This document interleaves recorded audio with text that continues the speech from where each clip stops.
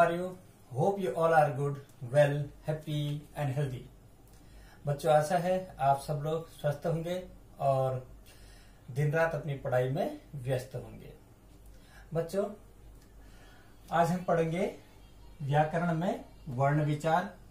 और पिछले भाग में आपने पढ़ा था भाषा, और हमने वहां पर सीखा था कि भाषा वह माध्यम है जिसके द्वारा हम अपने मन के भाव और विचारों को दूसरों तक पहुंचाते हैं और दूसरों के भाव और विचारों को ग्रहण करते हैं।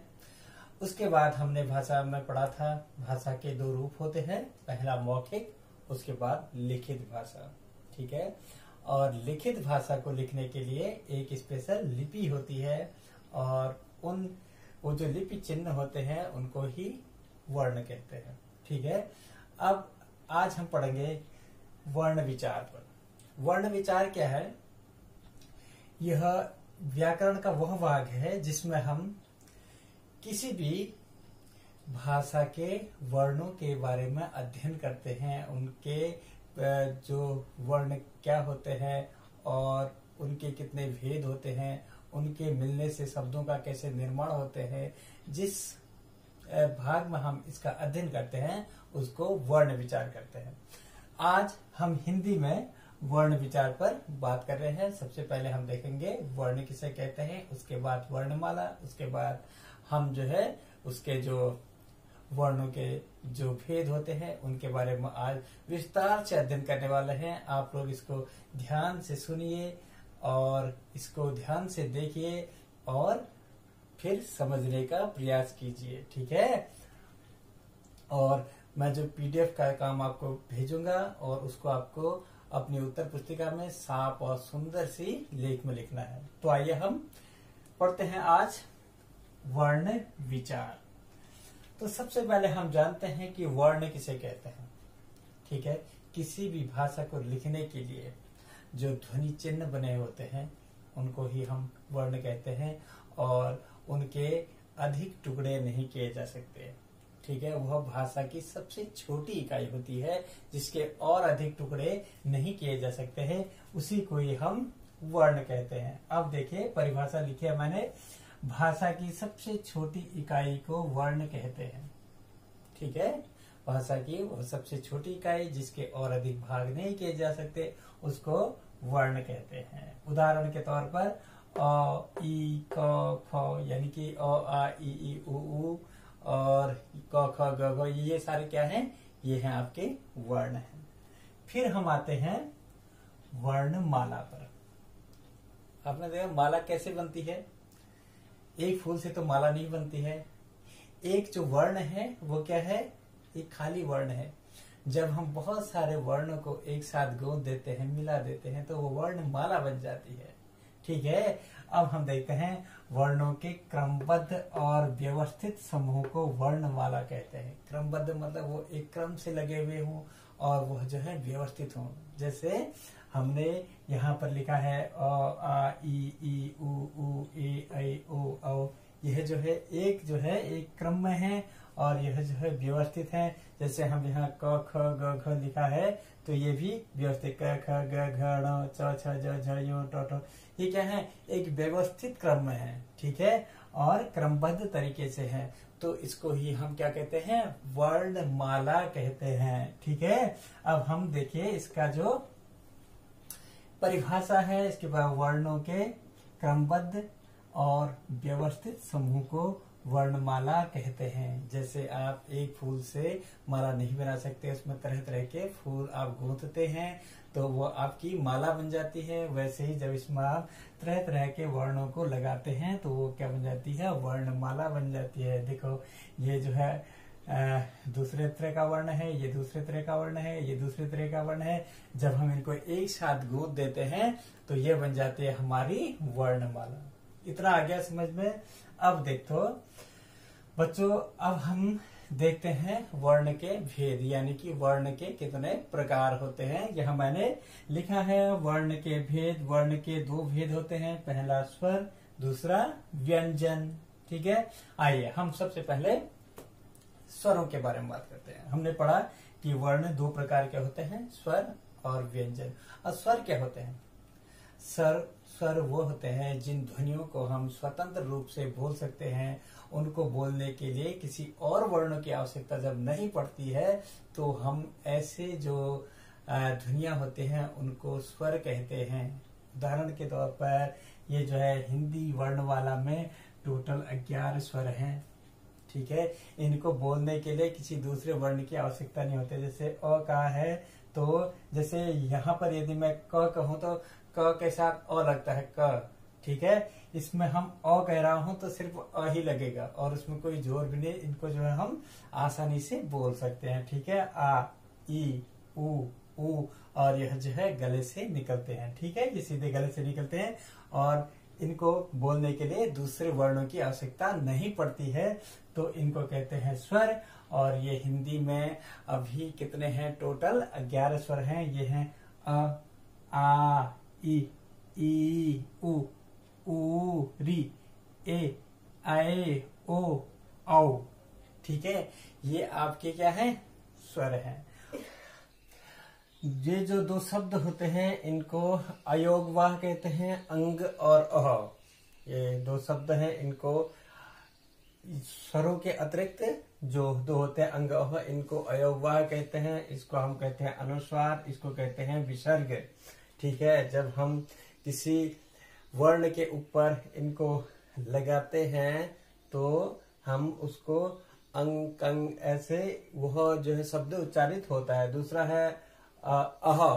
अह जो है यह विसर्ग है, जो संस्कृत से आए हुए जो तत्सम शब्द होते हैं ज्यादातर यह उनमें ही लगता है। इसका जो उच्चारण होता है वह ह की तरह होता है, अह। ठीक है, और एक शब्द फिर होता है जिसमें हम लगाते हैं चंद्र बिंदु, उसको कहते हैं अनुनासिक। क्योंकि जब हम उसका प्रयोग करते हैं तो उसकी जो साउंड होती है नाक और मुंह दोनों से निकलती है। जैसे माँ, और ये दोनों से जो है साउंड निकलती है, उसको हम कहते हैं अनुनासिक। और एक होता है हमारा आगत स्वर, यानी कि जो अंग्रेजी से जो शब्द हमने कुछ शब्द जो ले रखे हैं उनके ऊपर एक हम चंद्र बिंदु लगा देते हैं, उनको कहते हैं आगत। यानी कि वह जो है विदेशी भाषा के जो शब्द होते हैं। यानी कि आज हमने पढ़ा स्वर के साथ जो है इनको भी हम पढ़ते हैं। दो हमारे अयोगवाह हैं, पहला है अनुस्वार, दूसरा है विसर्ग, और तीसरे में हम देखते हैं अनुनासिक। ठीक है, ये अनुनासिक होता है जिसमें नाक और मुंह दोनों से हम बोलते हैं और वो ध्वनि निकलती है, अनुनासिक। और तीसरा है आगत, जिसमें जो विदेशों से जो आए हुए शब्द हैं, कुछ शब्द उनके ऊपर हम जो है चंद्र बिंदु लगाते हैं। जैसे डॉक्टर, उसके ऊपर चंद्र लगा देते हैं। टॉफी, ठीक है, उसके ऊपर चंद्र बिंदु लगा देते हैं। तो ऐसे ये कुछ अन्य शब्द हैं। ये जो हमारे स्वर हैं 11, और उसके बाद दो हमारे अयोगवाह हैं और एक हमारा है अनुनासिक, और फिर हमारा आगत स्वर। ठीक है, तो बच्चों आगत स्वरों में एक और होता है जिनमें हम किसी शब्द के नीचे, मान लिया जाए हम जो लिखना चाहें तो ये उसके नीचे बिंदु लगा देते हैं। मैं फ लिखना चाहे, क्योंकि यदि हम कहते हैं गजल, ठीक है, गजल में हम जो के आगे बिंदु लगा देते हैं। ठीक है, यदि हम फनकार लिखते हैं, क्योंकि वो जो है विदेशों से आए हुए शब्द हैं, फनकार, ठीक है, और गजल, तो इनके नीचे हम जब बिंदु लगा देते हैं तो वो भी आगत में ही आता है। और फिर हम देखते हैं इन स्वरों के प्रकार होते हैं। ठीक है, ये जो है उच्चारण की दृष्टि से स्वर 3 प्रकार के होते हैं। पहला होता है कौन सा स्वर? यस, हास्य स्वर। ठीक है, हास्य स्वर होता है जिनको बोलने में हम बहुत कम समय लेते हैं। उदाहरण के तौर पर अ, छोटी ई, छोटा उ, अ, री। ये जो है क्या है? हास्य स्वर हैं जिनको बोलने में हम बहुत कम समय लेते हैं। उसके बाद आते हैं दीर्घ स्वर।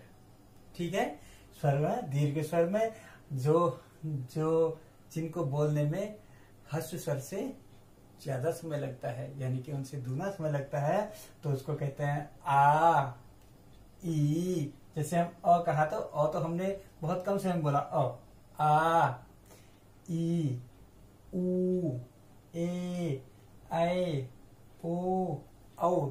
ये कौन से स्वर हैं? ये सारे जो हैं हमारे दीर्घ स्वर हैं। अब आप इसको ध्यान से सुनिएगा, ये जो सारे स्वर हैं हमारे दीर्घ स्वर हैं। अब बच्चों, ये तो हो गया हमारे ह्रस्व स्वर और दीर्घ स्वर। एक होता है प्लुत स्वर, जिसमें इस फर्स्ट जो ह्रस्व स्वर होता है उससे तिगुना समय लगता है, और जो है जैसे मंत्रोच्चार के समय हम ओम कहते हैं, ठीक है।